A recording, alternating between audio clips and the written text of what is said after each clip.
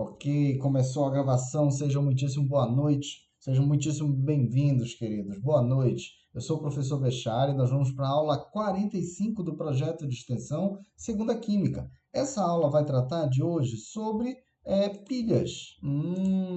Pilhas é um subtópico do capítulo Eletroquímica. Então vamos lá, vamos ver se a gente consegue desenrolar isso aí. Me ajuda. Primeiro, o que é eletroquímica? Essa é a pergunta mais importante da noite. Toda vez que eu falo em química, eu preciso pensar em transformações da matéria, estudo da matéria, propriedades da matéria. E quando eu coloco a palavra eletro na frente de química, deve ter alguma relação com corrente elétrica, né? Faz todo sentido. É isso mesmo, turma.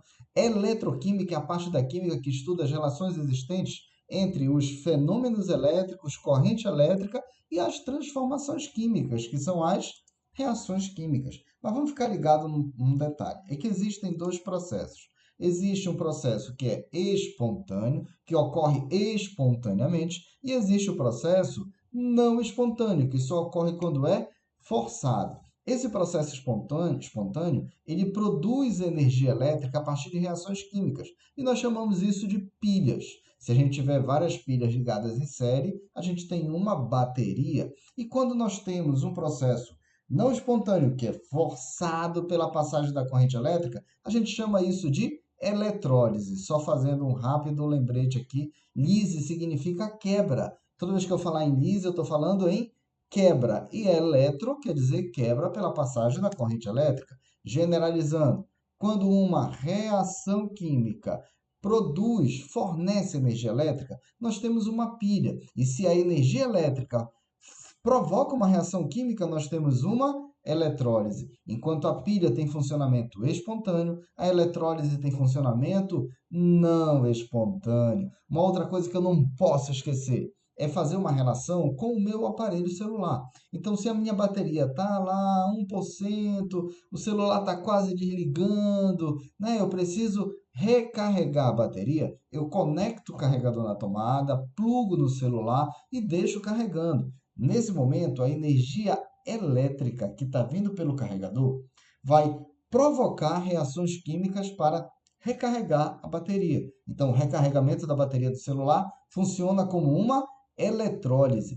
Todavia, se eu tenho carga na minha bateria, nem precisa ser 100%, eu tenho carga na bateria do celular, o aparelho vai funcionar rápido, vai estar ligado, vai estar funcionando. Isso quer dizer que a bateria do meu celular espontaneamente, fiquem ligados nisso, a bateria do celular espontaneamente vai fornecer, por meio de reações químicas, energia elétrica para o aparelho celular funcionar. Então, nesse momento, a bateria está funcionando espontaneamente. Quando eu vou recarregar, eu preciso forçar o recarregamento. Detalhe, a gente está falando aqui em pilha, e no aparelho celular é uma bateria. É que se eu tiver várias pilhas ligadas em sequência, várias pilhas ligadas em série, eu tenho uma bateria. Uma curiosidade, a pilha ela fornece uma certa tensão elétrica medida em volts. E essa quantidade de tensão elétrica medida em volts é que vai fazer o aparelho funcionar. Beleza, né? Tranquilo. Se eu tiver uma pilha comercial, deixa eu ver aqui uma pilha. Deixa eu ver uma pilha aqui, olha só. Pegar a pilha aqui do mouse, tá bom? Pegar a pilha aqui do mouse, olha só, eu acho que deve estar visível na câmera aí para vocês. Tá aqui a pilha. Essa pilha, quando está nova, ela fornece uma tensão de 1,5 volts. De novo, 1,5 volts. Se eu tiver duas pilhas lado a lado, com os polos do mesmo lado, ou seja, polo positivo para cima, polo positivo também para cima, eu tenho aqui duas pilhas ligadas em paralelo. Então, a tensão vai continuar sendo 1,5 volts, já que cada pilha fornece 1,5 volts, mas elas estão ligadas em paralelo. Agora, se eu conecto duas pilhas em sequência, ou mais pilhas também, tá? Se eu tiver várias pilhas ligadas em sequência, eu chamo isso de conexão em série. Conexão em série. Se uma pilha fornece 1,5 volts e eu tenho duas pilhas em série, eu tenho uma bateria fornecendo 3 volts. Então, quando a gente conecta várias pilhas em série, a gente soma a tensão de cada uma delas e a gente chama esse dispositivo de bateria. Galera, tem gente perguntando sobre a lista de frequência. Fiquem tranquilos, não vou esquecer não, ela já está pronta. Mas eu mando logo logo. Vamos avançar um pouquinho aqui, rapidola. Vamos tratar um pouquinho de pilhas. Pilhas. Deixa eu até recolocar a pilha aqui no mouse, que eu posso precisar do mouse já já. Vamos ver. Olha lá, o histórico da pilha, muito rápido. A pilha começou em uma aula de anatomia na Universidade de Bolonha, na Itália. Olha o ano, 1767. Enquanto o professor, que também era médico, professor de química e médico, Luigi Galvani, estava fazendo um processo de retirada de pele na dissecação de uma rã. Só que aí ele colocou essa rã, colocou a pele, a perninha ali, em cima de uma bancada metálica e deixou encostado lá o seu bisturi de aço. Então tinha uma bancada de zinco e tinha lá um bisturi de aço. E para surpresa do pesquisador Luigi Galvani, o que aconteceu é que a perninha da rã se mexeu. E ele ficou assustado com aquilo. Como é que pode essa perninha mexendo aqui e tal? Depois ele achou que devia ter alguma relação entre o potencial elétrico dos metais, que são diferentes, estando em contato com o tecido da perna da rã morta, porque lá tem tecido nervoso, lá tem água, lá tem íons, tem sais minerais. Isso provocou a contração dos músculos do sapo, da rã, da perninha da rã. E aí começou aquela ideia, né? Não, vamos mergulhar nesse papo aí que o pesquisador Luiz Galvani já identificou, que tem metais diferentes, que podem gerar, por meio de potenciais diferentes, uma certa tensão elétrica. E aí o outro cientista, também italiano, Alessandro Volta, daí que veio o nome da unidade de tensão elétrica, volts, né? Professor da Universidade de Padua, ele foi fazer pesquisas mais aprofundadas sobre essas experiências do Luigi Galvani. E ele percebeu o seguinte, que se ele pegasse metais diferentes, mergulhados em soluções de ácido sulfúrico, isso produzia corrente elétrica, produzia uma certa tensão em volts. E aí ele chamou isso inicialmente de elemento voltaico, tá? Esse nome elemento voltaico é homenagem ao nome, ao sobrenome Alessandro Volta. Já por volta de 1800, Alessandro Volta empilhou alguns discos de cobre e zinco. E ele separou esses discos por uma flanela embebida em ácido sulfúrico. Na verdade, falou em ácido sulfúrico, mas poderia ser qualquer solução aquosa que contivesse íons, porque íons dissolvidos na água possibilitam a passagem da corrente elétrica. Então poderia ser um sal. Mas vamos lá. Como é que foi o raciocínio de Alessandro Volta? Volta pensou assim: caraca, eu vou falar caraca em 1800 na Itália. Caraca, eu vou colocar uma lâmina de zinco. Vou colocar entre os metais uma flanela embebida em ácido sulfúrico ou uma outra solução de íons. E aí em cima, uma lâmina de cobre. Então eu tenho aqui um meio condutor e tenho metais com potenciais elétricos diferentes. Se eu tenho metais com potenciais elétricos diferentes, eu vou produzir uma diferença de potencial, que depois ficou conhecido pela sigla DDP. Mas olha lá qual foi a sacada. Se eu tiver um disco de zinco, um disco de cobre e apenas uma flanela embebida em solução, eu vou ter uma diferença pequenininha. Então, eu vou fazer assim. O raciocínio de Alessandro Volta foi muito simples. Eu vou colocar um disco de zinco, a flanela, um disco de cobre, outra flanela, outro disco de zinco, outra flanela, e ele colocou um em cima do outro. Ele empilhou os discos metálicos. A partir da ideia de empilhamento dos discos, surgiu o nome pilha. Olha só como é que foi a sacada, né? Colocou vários metais, porque a gente tendo muitos metais, nós vamos ter uma grande diferença de potencial e o resultado vai ser uma alta, ou pelo menos mais elevada, tensão elétrica fornecida pelo dispositivo. Vamos avançar um pouquinho. A pilha de volta ficou conhecida, né, por produzir energia elétrica e tal, e ela também era constituída de algumas lâminas de cobre com algumas lâminas de zinco com a flanela embebida em solução iônica. E a gente passou a chamar isso de células voltaicas, né, em homenagem a Alessandro Volta, ou simplesmente pilha, porque os metais estavam empilhados. Essa é a ideia aqui, tá, do nome, da origem do nome pilha. Mas que a gente vai extrair aqui hoje é que as pilhas estão sempre relacionadas a Materiais que foram empilhados. E que materiais são esses? Metais diferentes. Metais diferentes apresentam diferentes potenciais elétricos.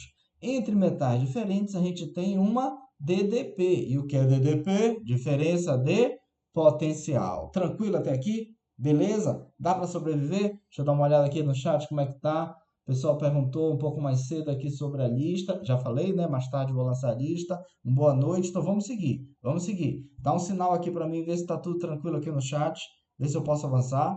Quando aparece esse cérebro fazendo supino, dá para encarar? Dá para encarar? Vamos ver se dá para encarar. Vamos ver se dá para a gente encarar essa questão aqui. Olha só, uma questão da FUVEST, Fundação para o Vestibular da USP. Na década de 1780, o médico italiano Luigi Galvani realizou algumas observações, utilizando rãs recentemente dissecadas. Em um dos experimentos, Galvani tocou dois pontos da musculatura de uma rã com dois arcos de metais diferentes, que estavam em contato entre si, observando uma contração dos músculos, conforme mostra a figura. Então tá aqui, olha. Perninha da rã que estava sendo dissecada, colocou dois metais diferentes, um arco de ferro, outro de cobre, e tem a imagem aqui simbolizando o movimento, a contração da perninha da rã. Interpretando essa observação com os conhecimentos atuais, pode-se dizer que as pernas da rã continham soluções diluídas de sais. Pode-se também fazer uma analogia entre o fenômeno observado e o funcionamento de uma pilha. Então vamos lá. Considerando essas informações, foram feitas as seguintes afirmações.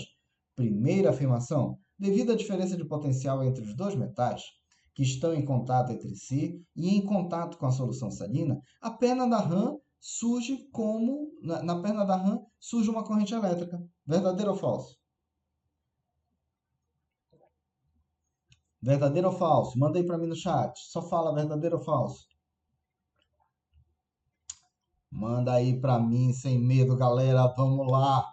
Beatriz, show, verdadeiro. Nicole, verdadeiro. É isso aí, galera. É isso aí, Henrique, show, verdadeiro. Olha só, a gente tem aqui metais diferentes, tá bom? Então nós temos diferença de potencial, por isso gera uma tensão elétrica. Valeu, Felipe, João, Raíssa, show. Vamos para o segundo item. Segundo item. Nos metais, a corrente elétrica consiste em fluxo de elétrons. Caraca, é isso. Falou em corrente elétrica, é fluxo de elétrons. O item 2, verdadeiro ou falso? Esse aí tá fácil, né?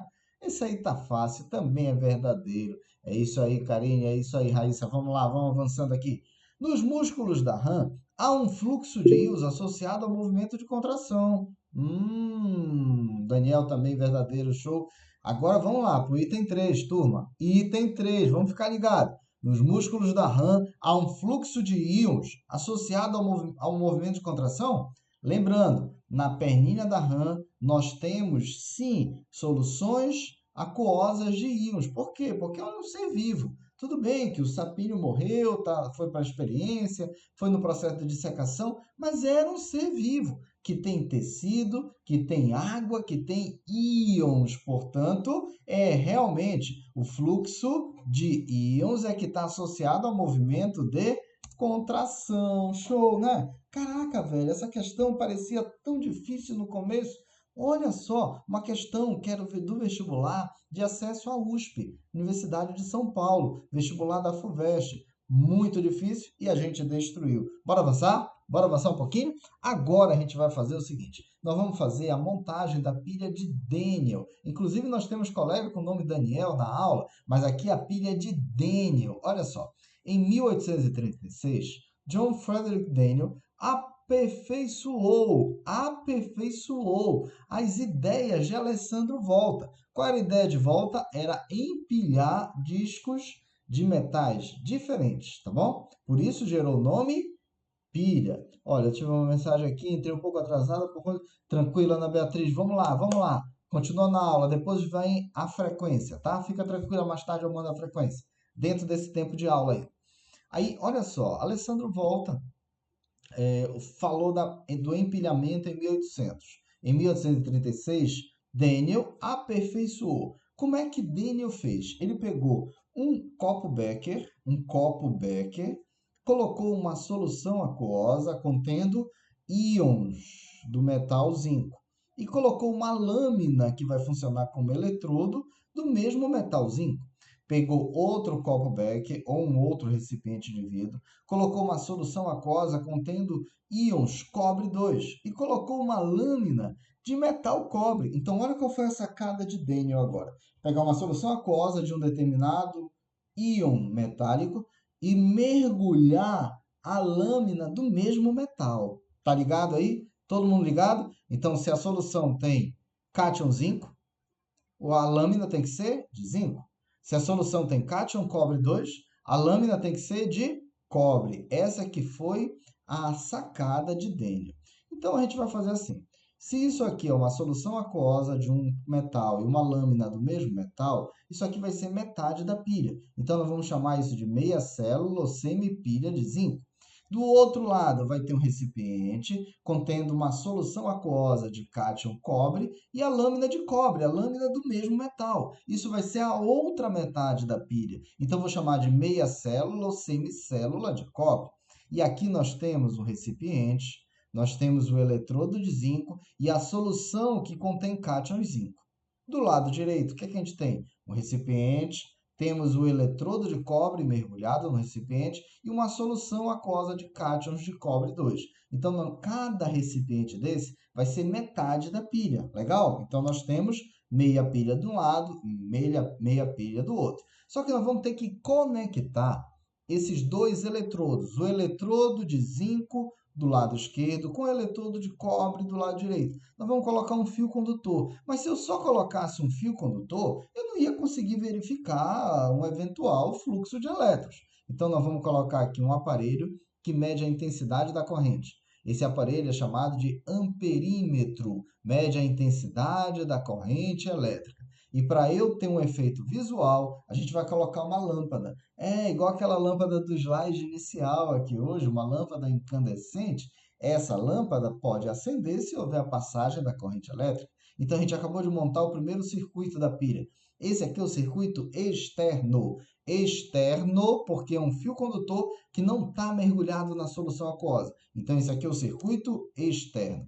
Só que a gente precisa fechar o circuito. É como se fosse um interruptor da lâmpada. Quando a lâmpada está apagada, a gente diz que o interruptor está aberto. Eu chego lá, eu aperto o interruptor e a lâmpada acende, porque a gente fecha o interruptor, a gente fecha o circuito. Quando a gente fecha o circuito, circula a corrente elétrica e a lâmpada pode acender. A mesma coisa, só que agora eu não vou colocar um fio condutor, eu vou colocar como se fosse um canudinho. Sabe aquele canudinho que dobra no cantinho? Ah, vocês sabem. Imagina um canudinho daquele, mas se ele dobrasse dos dois cantinhos. Então vai ficar mais ou menos o formato de uma letra U, tá bom? Formato de uma letra U. Só que eu vou colocar de cabeça para baixo e vou mergulhar as duas extremidades nas soluções, uma extremidade em cada solução. Só que dentro desse canudinho dobrado em formato de letra U, eu vou colocar uma solução aquosa de um sal muito solúvel. E esse canudinho vai funcionar como se fosse uma ponte de ligação entre as duas soluções. E, olha, se o canudinho funciona como uma ponte, e se dentro do canudinho tem solução aquosa de sal, eu vou chamar esse canudinho de ponte salina ou circuito interno. Ponte salina ou circuito interno. Então, o fio condutor que não toca diretamente as soluções é o circuito externo. A ponte salina que toca diretamente as soluções é o circuito interno. Com o passar do tempo, o que é que a gente vai perceber? Primeiro, o amperímetro registrou um determinado valor. Então, tem passagem de corrente elétrica. O efeito visual é que a lâmpada acendeu, confirmando que tem passagem de corrente elétrica. E o fluxo de elétrons se deu do eletrodo de zinco chegando no eletrodo de cobre. Mas olha só o que aconteceu. Olha lá como é que funciona. Com o passar do tempo, a lâmina de zinco foi desgastando, sofreu redução da sua massa. Por que isso acontece? Alguns átomos do metal zinco perdem elétrons e saem da lâmina e se depositam, se dissolvem na solução aquosa. Então, nós temos produção de novos íons na solução. E os elétrons que foram perdidos vão circular pelo fio, pelo circuito externo, até chegar na lâmina, que é o eletrodo de cobre. Só que agora o cobre vai ficar cheio de elétrons. Os elétrons têm carga negativa, não esqueça. Aí os íons que estão dissolvidos na solução, os íons de cobre, eles vão ser atraídos pela lâmina porque chegou elétron negativo. Com o passar do tempo, enquanto a lâmina de zinco vai perdendo massa, sofrendo oxidação, sofrendo desgaste, a lâmina de cobre vai ganhando massa, vai sofrendo redução. Muito bem, o zinco sofre oxidação, o cobre sofre redução. Só que tem um detalhe que eu preciso pensar. Se, com o passar do tempo, alguns íons vão ser produzidos na solução de cobre, vou ficar com excesso de cátions aqui. Então, para neutralizar o excesso de cátions, os íons de carga negativa que estão na solução aquosa, eles vão passear pela ponte salina e vêm para o lado esquerdo. Os íons negativos vêm para o lado esquerdo para neutralizar o excesso de carga positiva pela formação de cátion zinco. Do outro lado, do lado da pilha, nós vamos retirar cátions da solução. Os cátions cobre 2 vão sair da solução e vão passar para a lâmina. Então, eu vou ter que repor o cátion aqui. Aí, o cátion da solução salina, da ponte, vai se deslocar e vai passar para o lado direito da pilha para repor os cobres que foram retirados, para repor os cátions. Então, olha o que acontece. O eletrodo de zinco, ele vai empurrar elétrons. O eletrodo de cobre vai atrair os elétrons. Então, o eletrodo de zinco, que empurra elétrons, vai ter polaridade negativa, porque negativos se repelem, sinais iguais se repelem. O eletrodo de cobre, que atrai os elétrons, vai ter polaridade positiva, porque atrai os elétrons. Elétrons negativos vão ser atraídos pelo polo positivo da pilha. Uma curiosidade é que o lado esquerdo do eletrodo de zinco, ele tem excesso de cátions. Então, pela ponte salina, vão migrar ânions para neutralizar o excesso de cátions. Então, o lado da pilha para onde migram os ânions pela ponte salina, a gente chama de ânodo ou anodo. Ânodo ou anodo é o lado da pilha para onde migram os ânions. O lado da pilha para onde migram os cátions, veja bem, os cátions cobre 2 saíram da solução e passaram para a lâmina, diminuindo a quantidade de cátion cobre. Então, outros cátions têm que chegar pela ponte salina para repor os cátions cobre que saíram. Então, o lado da pilha para onde migram os cátions pela ponte salina é chamado de cátodo. Isso quer dizer que do polo chamado de ânodo, que é o polo negativo, ocorre um desgaste, uma oxidação. E o polo, que é chamado de cátodo ou cátodo, que é o polo positivo, é onde ocorre a redução, o aumento da massa de cobre. Caraca, tem muita coisa, né? Muita coisa. Vamos avançar. Olha só, nós temos isso aqui. A equação da semi-reação anódica. Lembrando que o ânodo é o lado da pilha para onde migram os ânions, que no caso é o polo que tem o zinco, né? É o zinco. E aqui é o polo negativo, que empurra elétrons. Então, o zinco inicialmente estava no metal com carga zero, no estado sólido. O zinco sofre oxidação. Oxidar, dá. Oxidação é quando perde elétrons. E aí produz o cátion zinco 2+, em meio aquoso. Então, isso aqui é um fenômeno de oxidação. Vamos ver a equação da semi-reação catódica. Cátodo é o lado que tem o eletrodo de cobre, que tem carga positiva, que atrai os elétrons. O cátion cobre 2, que estava na solução aquosa, recebe elétrons, portanto, é uma redução. Recebe elétrons, portanto, é uma redução. E aí origina o cobre metálico, o cobre com carga zero. Esse cobre se deposita na lâmina do eletrodo, o que aumenta a massa do eletrodo do cátodo e diminui a massa do eletrodo no ânodo. Então, quando a gente soma a semi-reação de oxidação do zinco com a semi-reação de redução do cátion cobre, a gente tem a equação global da pilha de Daniell. Nessa equação global, a gente pode cortar 2 mols de elétrons do produto com 2 mols de elétrons do reagente. E a gente diz que o zinco metálico sólido reage com cátion cobre 2 em meio aquoso, originando cátion, zinco 2+, também meio aquoso, e produzindo o cobre metálico com carga zero. Algumas observações importantes. Primeiro, o fluxo de elétrons é sempre do ânodo para o cátodo, porque do ânodo ocorre a saída de elétrons e no cátodo ocorre a chegada de elétrons. O ânodo é sempre o polo negativo e o cátodo é sempre o polo positivo. Então, o ânodo sempre empurra os elétrons, então tem que ter polaridade negativa, porque elétron também é negativo. O cátodo sempre atrai os elétrons. Como os elétrons são negativos, para o cátodo atrair os elétrons, ele tem que ter polaridade positiva. E mais uma, no ânodo sempre ocorre oxidação, no ânodo sempre ocorre oxidação e no cátodo sempre ocorre redução. Uma dica para lembrar, porque eu sei que é muita informação aqui, é muita informação. Olha só, é que ânodo começa com uma vogal A. Oxidação também começa com vogal O. No cátodo, cátodo começa com consoante C, redução também começa com consoante. Então pensa assim, vogal, vogal, consoante, consoante. Ânodo, oxidação, cátodo, redução. Beleza? Tranquilo? Agora vamos ver se a gente consegue escutar um videozinho, rapidinho. Quando mergulhamos uma lâmina de zinco em uma solução contendo íons cobre 2+, ocorre uma reação com transferência de elétrons, isto é, uma reação de óxido-redução. Os átomos de zinco presentes na lâmina perdem elétrons, se oxidam, passando para a solução na forma de íon zinco, Zn2+, enquanto que os íons cobre, Cu2+, presentes na solução, recebem elétrons, se reduzem e se depositam sobre a lâmina na forma de cobre metálico, cobre zero.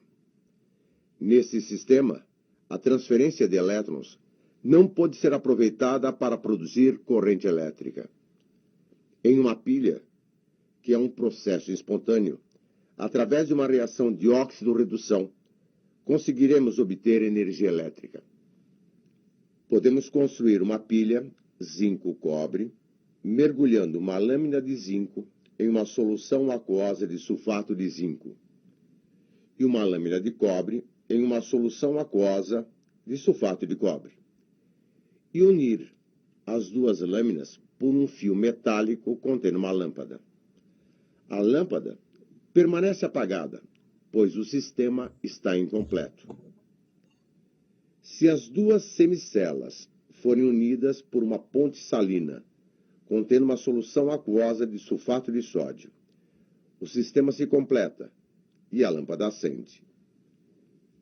Nessa pilha, temos uma diferença de potencial, DDP, de 1,10 volts.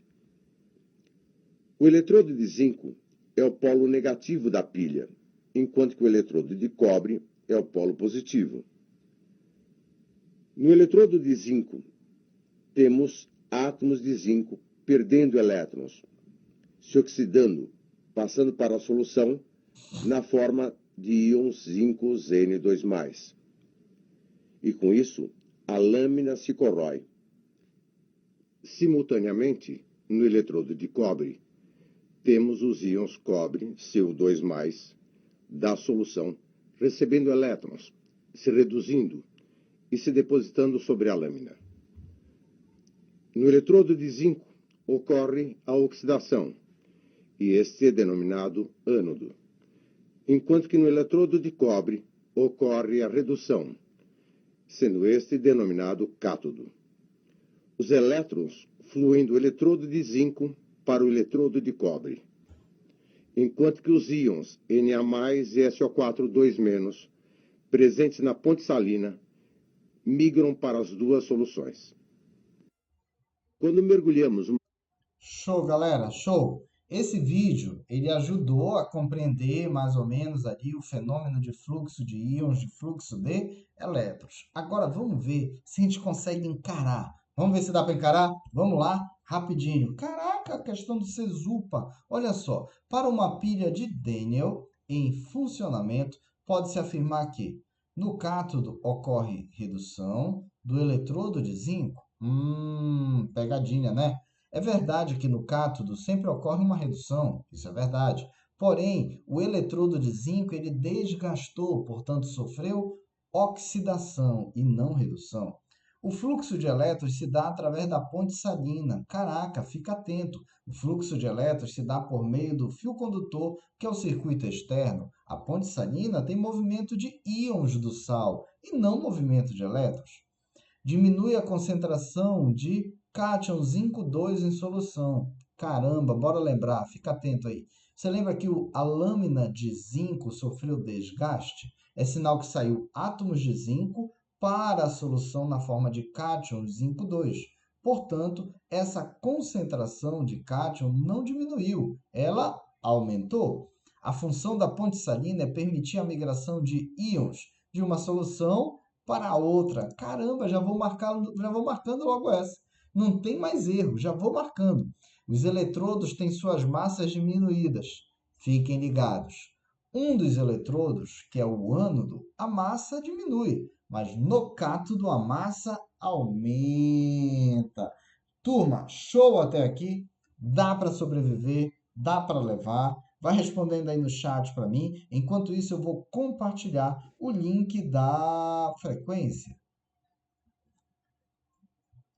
Tá tudo tranquilo até o momento, né? Tranquilo, beleza, beleza. Então lá vai, ó. Mandei o link da frequência da aula de hoje, tá bem? Vocês anotam aí, por favor. Não esqueçam de responder apenas uma vez, tá? Bacana. Show. Vamos avançar um pouquinho? Vamos avançar. Olha, caraca, mais um. Agora é correr pro abraço. Muito bem, Tatiane, bem lembrado. Posso correr pro abraço? Pode, né? Vamos lá. Olha só. Essa questão aqui vocês vão ter que me ajudar, tá bom? Essa questão aqui eu vou perguntando e vocês vão respondendo aí no chat para mim. Na pilha de Daniel, ocorre uma reação de oxirredução espontânea, conforme representado esquematicamente na figura. Analise as informações a seguir. Atenção, primeira informação.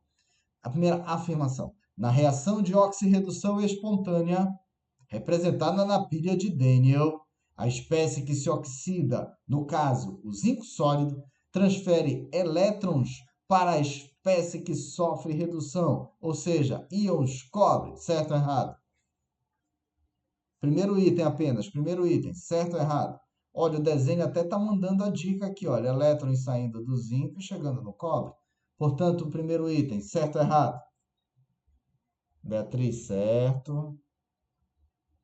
Nicole, certo. André, certo. Show, show, galera, show. Tatiele, certo. Felipe, Daniel, show. Caraca, coloquei até um sorrisozinho. Vitor também. Olha só, botei um roxinho verdinho sorrindo. Giovana, Iago, show. Valeu, galera. Marcos, Ronald, show. Marcos, olha só. Item 2 agora. Esther, show, Esther. O zinco, atenção, segunda afirmação, gente. O zinco sólido sofre redução. Redução. Transferindo elétrons para os íons cobre 2 que sofrem oxidação. Fiquem ligados nesse texto. O zinco sofre redução. Quem sofre redução recebe elétrons, hein? Transferindo elétrons para o cátion, que sofre oxidação. E quem recebe elétrons sofre redução. Joguinho de palavras. Item 2, certo ou errado? Joguinho de palavras, ele tá querendo enrolar a gente. Tá errado, né? Tá errado, será? Deixa eu ver aqui. Beatriz, errado, show. Mais alguém aí? Tá errado mesmo, André? Iago, Júlia, Felipe, Tatiele, errado, é isso aí, show. Caraca, tem até uma carinha tristinha, olha só na cor vermelha. Marcos, Ronald, bacana. Bora ver o item 3 agora, apenas o item 3. Para que ocorra a reação de oxirredução espontânea, o potencial de redução do eletrodo de cobre deve ser maior que o potencial do eletrodo de zinco. Olha lá. O cobre sofre redução. Para o processo ser espontâneo, o potencial de redução do cobre realmente tem que ser maior do que o do zinco. Esse aqui eu vou ajudar vocês, que esse aqui está um pouquinho mais técnico, tá? É que quem tiver o maior potencial para sofrer redução, vai sofrer redução. Quem tiver o maior potencial para ganhar a competição, deve ganhar a competição. Quem tiver o maior potencial para ganhar a maratona, deve ganhar a maratona. Quem tiver o maior potencial para passar no Enem, deve passar no Enem. Quem tiver o maior potencial para arrebentar na prova da Olimpíada de Química, deve arrebentar na prova de Olimpíada de Química. Então, quem tiver o maior potencial de redução, deve sofrer a redução. Então, o cobre é que sofre redução, o item 3 está verdadeiro. Mas isso aqui eu ajudei porque está muito técnico, tá? Mas é verdadeiro. Item 4. A placa, atenção, apenas o item 4, a placa de zinco sólido, tá aqui, ó. Esse eletrodo de zinco sólido sofre corrosão, tendo sua massa diminuída. E sobre a placa de cobre ocorre depósito de cobre metálico. Esse eu quero saber, certo ou errado? Não, item 4 você vai ter que me falar, certo ou errado? Nicole, certo. Daniel, Tatiele, Felipe, Iago, Cauã, Beatriz, Vitor, Júlia. Caraca, todo mundo falou certo. E tá certo mesmo. Show, né? Depois aqui mais o Lucas. Pronto. Olha só. E o Marcos também. O item 5 agora. O item 5, valendo. Quero ver, quero falar o nome de vocês aqui agora. Vamos lá. A concentração de íons cobre aumenta e a concentração de íons zinco diminui em cada um dos seus respectivos compartimentos. O item 5, certo ou errado? Caraca, a Cauã já até respondeu, e 5 é errado. Bora lá, Daniel, errado, Nicole, Felipe, Lucas, Júlia, Vitor. Caramba, todo mundo falando que tá errado. Beatriz, errado. Marcos, Ronald, Iago, Henrique. Caraca, é isso mesmo, velho, tá errado. Com o passar do tempo, o que acontece aqui é que diminui a concentração do cobre, por isso que a lâmina de cobre aumenta, e aumenta a concentração do íon zinco, por isso que o zinco sofre corrosão. Portanto, só pode ser letra A. Esther, vamos lá. Professor, poderia explicar melhor esta última? Atenção. Olha o que acontece, Esther. Com o passar do tempo, essa lâmina aqui de zinco vai sofrendo desgaste. Quer dizer que saem metais do metal zinco, átomos do metal zinco e passam para a solução. Então, com o passar do tempo, vai ficar cheio de cátion zinco aqui na solução. Então, não vai diminuir a concentração do zinco, vai aumentar. Do outro lado, do lado direito, com o passar do tempo, acontece um aumento dessa massa de cobre, porque os cátions cobre saem da solução e se depositam na superfície da lâmina. Então, com o passar do tempo, a concentração do cátion não vai aumentar, vai diminuir. Beleza? Então, ele deu uma invertida aí nas palavras para tentar dar uma enroladinha aí na gente. Posso avançar? Esther, tranquilo? Show, né? Valeu, galera. Agora, olha só. A recomendação, Tatiele, ok? Bacana. A recomendação da IUPAC, União Internacional de Química Pura e Aplicada, é uma espécie de ONG, tá bom? É uma ONG, só que é uma ONG de química. Só que a sigla em inglês para União Internacional de Química Pura e Aplicada. A IUPAC recomenda que a gente faça uma notação oficial para representar as pilhas. No lugar de desenhar toda vez a pilha inteira, a gente pode fazer uma representação. Como é que funciona? A gente coloca primeiro a lâmina que está no ânodo, depois coloca a solução aquosa que tem no ânodo. Isso aqui fica no começo, tá? Como a lâmina está em contato com a solução, a gente coloca uma barrinha para separar o ânodo da solução. Pode ser que a lâmina seja construída com ponte salina. Então, vai ter duas interfaces, você coloca duas barrinhas. Pode ser que a pilha seja construída com uma parede porosa, como se fosse um papel com poros. Aí vai ter uma interface só, você coloca uma barrinha. E depois você coloca a solução do cátodo, barrinha e cátodo. Bora ver. Primeiro aqui, olha. Do lado esquerdo tem uma ponte salina, tá? Essa ponte salina está ligando as duas soluções. Então, como é que funciona? Ânodo de zinco em contato com a solução do ânodo, então tem uma barrinha. Aí eu tenho duas interfaces aqui, tenho duas barrinhas para indicar uma ponte salina. Bem aqui, ó, duas barrinhas. Depois vem a solução do cátodo e no final uma barrinha e a lâmina do cátodo, tá bom? Acho que alguém abriu aí sem querer o áudio. Aí agora olha só do lado direito. Também tem a mesma pilha, só que essa pilha do lado direito, ela não tem ponte salina. Ela tem um único recipiente que foi colocada uma parede com poros, tá bom? A gente chama isso aqui de parede porosa. Tem alguns tipos de materiais que são porosos, como por exemplo papel celofane, que é um papel que parece visualmente que é inteiro, mas ele tem pequenos poros e os íons podem atravessar esses poros. Então a gente tem aqui, de novo, ânodo, barrinha, solução aquosa do ânodo, apenas uma barrinha, porque não tem ponte salina, tem apenas a parede. Aí o cátion, uma barrinha e a lâmina do cátion. Fechou? Então, toda vez que a gente tiver a representação da pilha nessa forma de escrita, começando com ânodo, terminando com cátodo, é só pensar em ordem alfabética. Letra A, ânodo, termina com C, cátodo, tá bom? Então, vai em ordem alfabética, a gente vai destruir essa parada. Próxima pergunta. Dá para encarar? Dá para encarar? Bora ver. Rapidão. Caraca, SpaceX, Escola Preparatória de Cadetes do Exército. Normalmente é a prova mais puxada. Bora ver se a gente desenrola. Uma lâmina de zinco e prata pode ser montada com eletrodos de zinco e prata e representada segundo a União Internacional de Química Pura e Aplicada, IUPAC, pela notação tal. Tá aqui, olha só o que é que tem. Fiquem ligados aqui.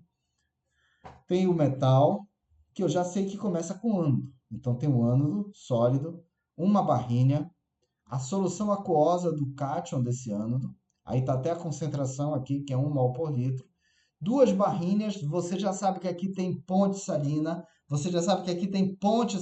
porque tem duas barrinhas, aí tem a solução do cátion, de novo, é 1 mol por litro, só que aqui é do cátodo, tem uma barrinha e tem a lâmina do cátodo. Então, começa no ânodo, termina no cátodo.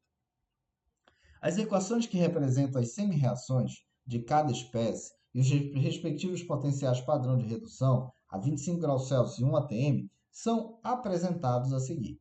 Então, olha só, eu tenho cátion zinco sofrendo recebimento de elétrons, portanto, é uma redução. E eu tenho cátion prata também recebendo elétrons, portanto, é uma redução. Quando eu comparo os dois, eu tenho duas semi-reações de redução. Eu tenho o potencial padrão de redução do zinco, que é menos 0,76 volts, e o potencial padrão de redução da prata, que é mais 0,80 volts. Comparando esses dois valores, cara, não tem nem dúvida, né? O positivo é muito maior do que o negativo, óbvio. Então, o potencial de redução da prata é muito maior que o potencial de redução do zinco. Então, a prata vai sofrer redução, porque tem maior potencial para reduzir.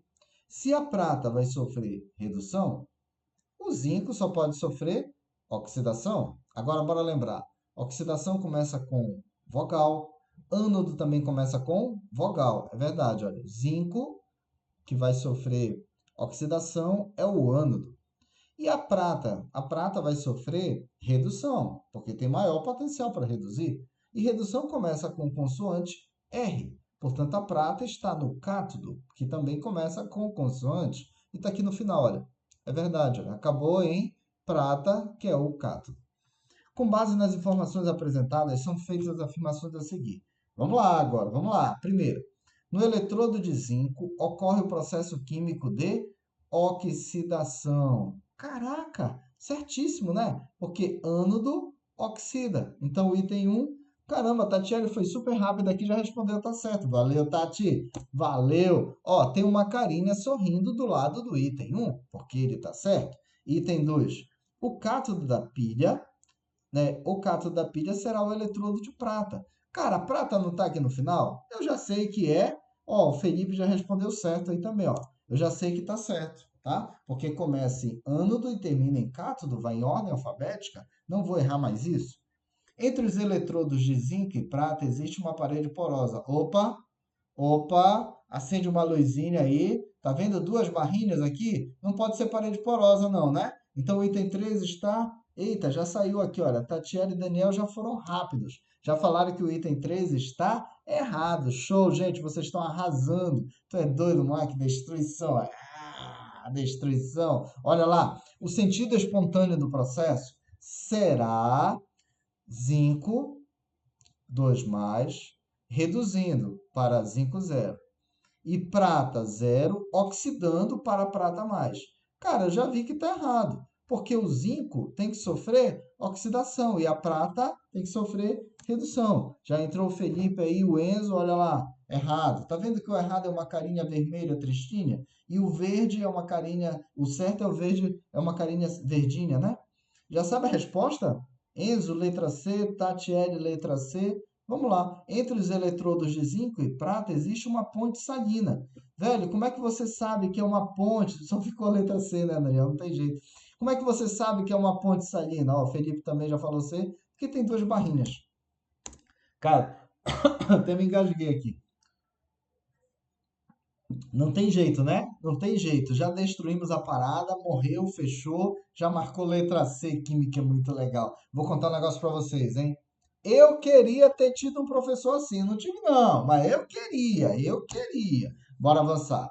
Agora a gente vai ter que sacar como é que a gente vai fazer para calcular o potencial padrão de eletrodo da pilha, tá?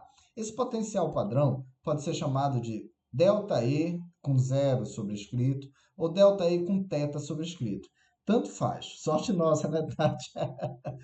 Olha, esse ΔE, variação do potencial padrão de eletrodo. Aí esse delta é variação, a letra E veio da palavra eletrodo, esse θ sobrescrito quer dizer estado padrão. Lembra estado padrão? 25 graus Celsius, né?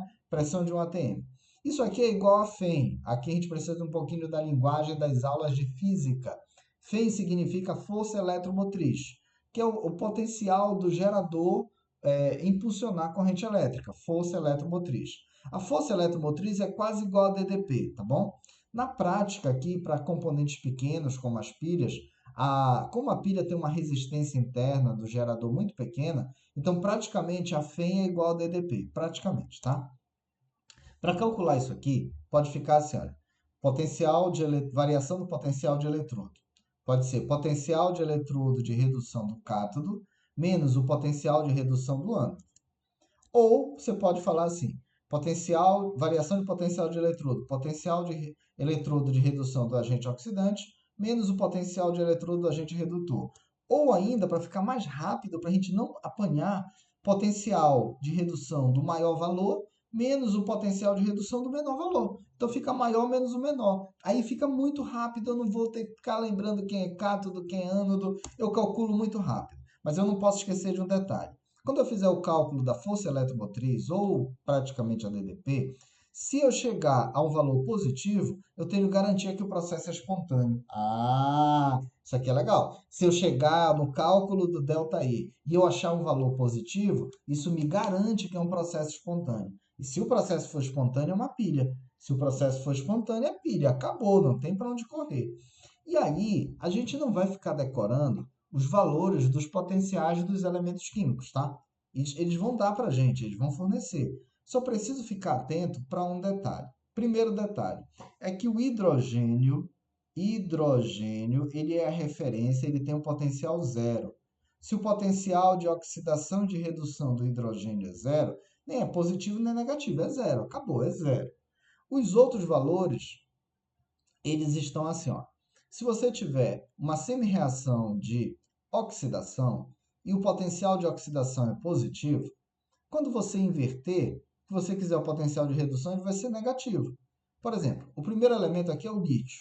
Lítio, Li. Lítio, aquele das baterias de lítio, aqueles de alguns medicamentos utilizados no tratamento de depressão, é o lítio, é o metal lítio.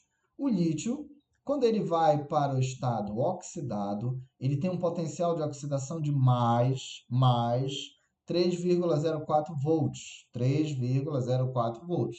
Mas quando o lítio vai para o estado reduzido, aí o potencial de redução é menos 3,04 volts.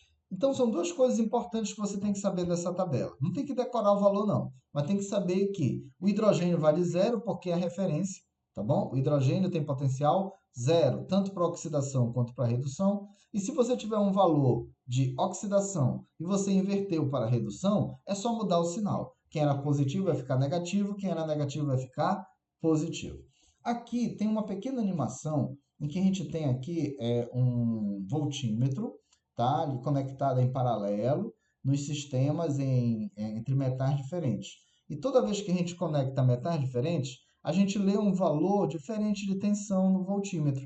Então, eu vou conectar o eletrodo do lado direito aqui no magnésio. e eu vou mudando os eletrodos aqui para metais diferentes. Aí vocês vão vendo que vai mudando aqui o valor da leitura, tá? Isso quer dizer que metais diferentes têm diferentes DDPs entre si.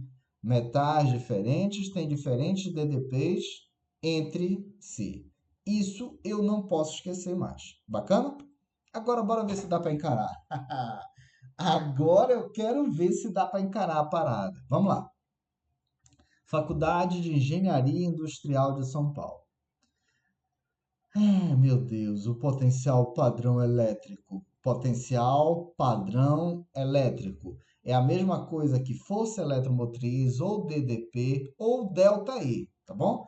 Potencial padrão elétrico da pilha eletroquímica dada pelas semi-reações abaixo é... Bom, o cara botou aqui duas semi-reações, tá? Cátion zinco recebendo elétrons, portanto sofrendo redução. NOx era 2 mais, reduziu para zero.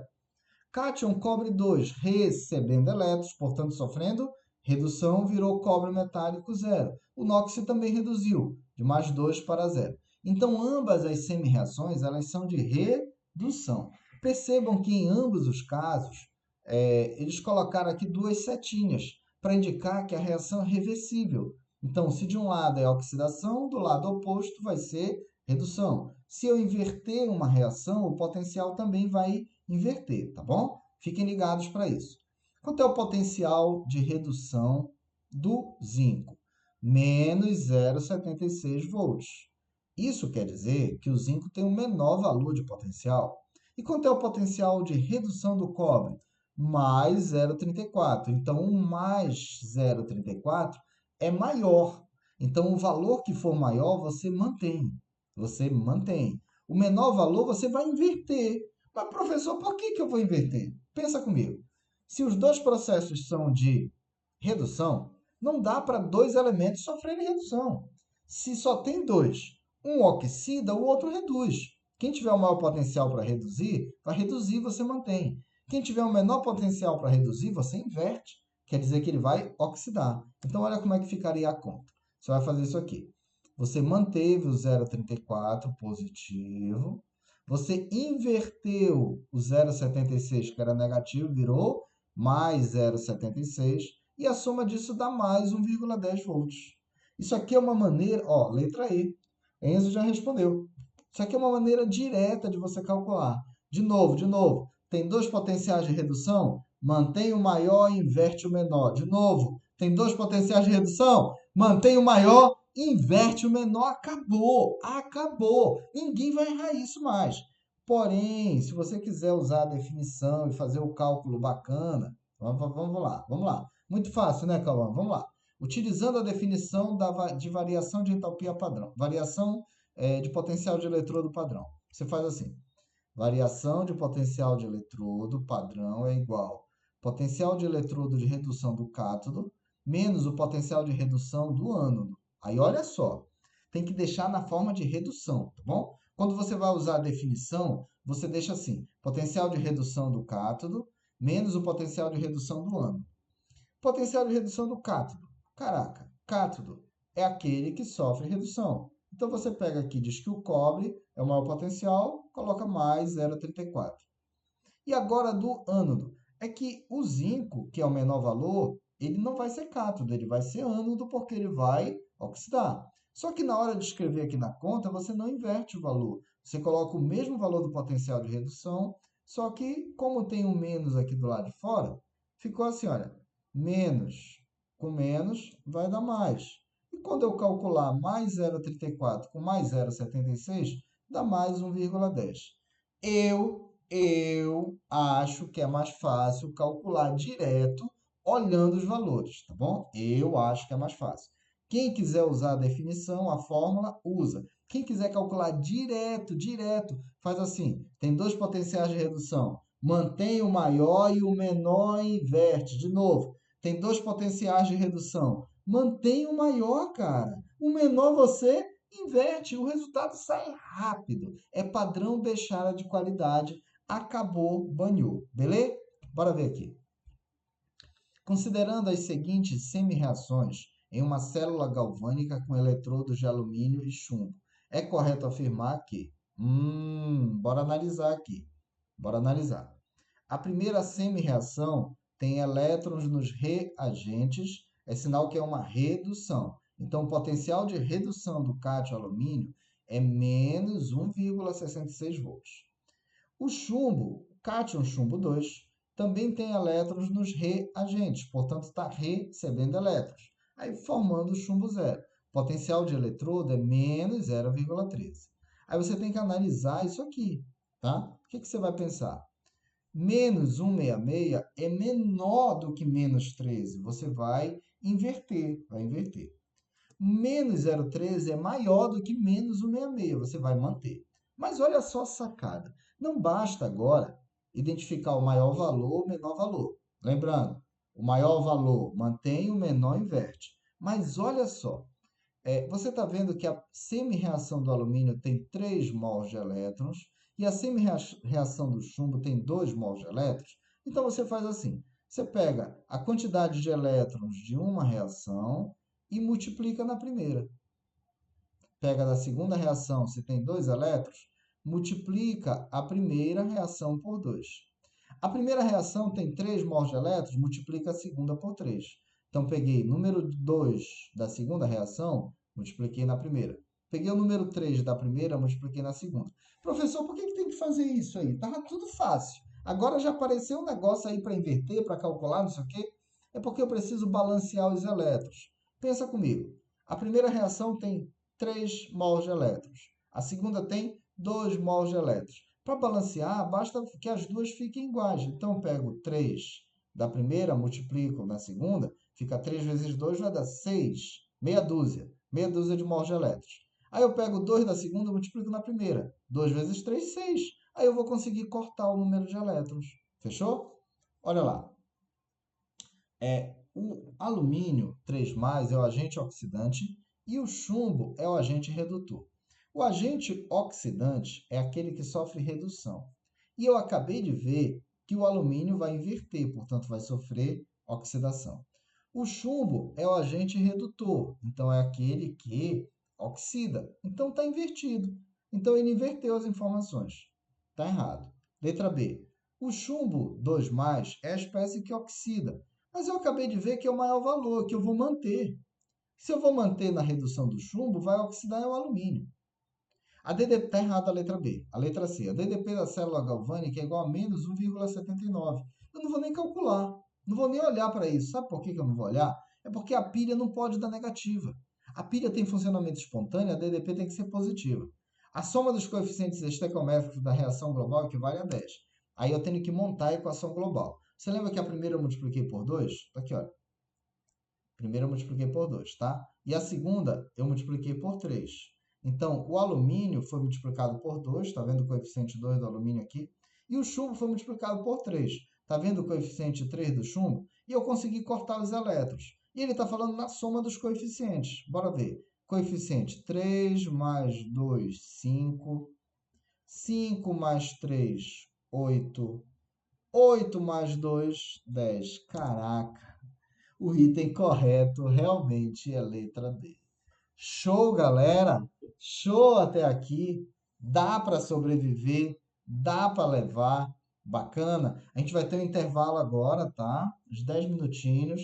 São 21h21. Então, 20 horas e 21 minutos.